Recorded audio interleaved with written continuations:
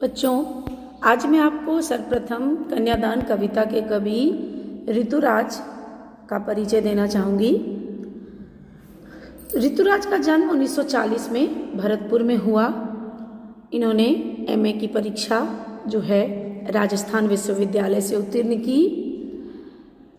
40 वर्ष तक इन्होंने अंग्रेजी साहित्य पढ़ने और पढ़ाने के बाद 40 इयर्स एक व्यक्ति जो अंग्रेजी पढ़ा रहा था के बाद ये सेवानिवृत्त होकर वर्तमान समय में जयपुर में रहते हैं। इन्होंने अभी का चीज़ देखो कि एक व्यक्ति जो अंग्रेजी पठन पाठन में लिप्त है वो हिंदी के कविता क्षेत्र में, हिंदी की कविता के क्षेत्र में महत्वपूर्ण कार्य करता है और अपना नाम जो है स्वर्ण अक्षरों में लिखवाता है।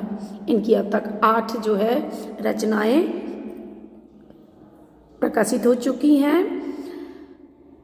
आप कह सकते हैं कि आधुनिक युगबोध और यथार्थ के कवि हैं ऋतुराज, जिनकी नई कविता के क्षेत्र में विशिष्ट पहचान है। वे रोजमर्रा के जीवन में घटित होने वाले अनुभवों को यथार्थ के रूप में प्रस्तुत करते हैं। इनकी प्रमुख रचनाएं जो हैं उसमें एक मरण धर्मा और अन्य, पुल पर आदमी, सूरत निरत, लीला मुखारबिंद आदि हैं। इन्हें सोमदत्त परिमल सम्मान, मीरा पुरस्कार, पहल सम्मान और बिहारी पुरस्कार सम्मान से भी सम्मानित किया जा चुका है।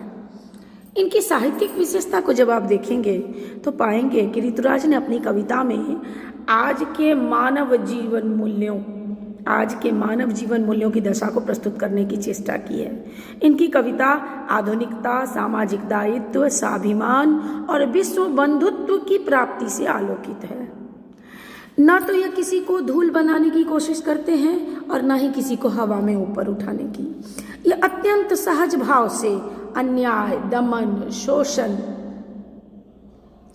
आदि विडंबना जो है, रूढ़िग्रस्त जर्जर संस्कार जो हैं उससे जूझना चाहते हैं। कहीं कहीं कवि आपको विद्रोही प्रतीत होंगे। कवि ने आज के मानव के जीवन के संघर्ष को कविता में स्थान दिया है। वह नई मर्यादा को स्थापित करने के लिए जो है आगे बढ़ने में विश्वास रखता है। उसने उन लोगों को अपनी कविता का आधार बनाया है जिन्हें समाज में अधिक महत्व नहीं दिया गया है। वे अपने आसपास रोजमर्रा में घटित होने वाले सामाजिक शोषण और विडंबनाओं को जो है दर्शाना चाहते हैं। इनकी कविताओं में कोरी भावुकता नहीं है बल्कि यथार्थ का दर्शन है। इन्होंने परंपरा से हटकर नए मूल्यों की स्थापना करने का प्रयत्न किया है।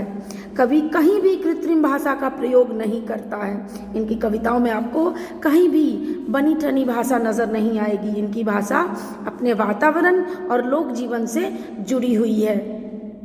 इन्होंने बिंबों का सजीव चित्रण किया है। इनकी भाषा में तत्सम और तद्भव शब्दावली का सहज समन्वित प्रयोग दिखाई देता है। अगले वीडियो में आपको कविता पढ़ाऊंगी। धन्यवाद।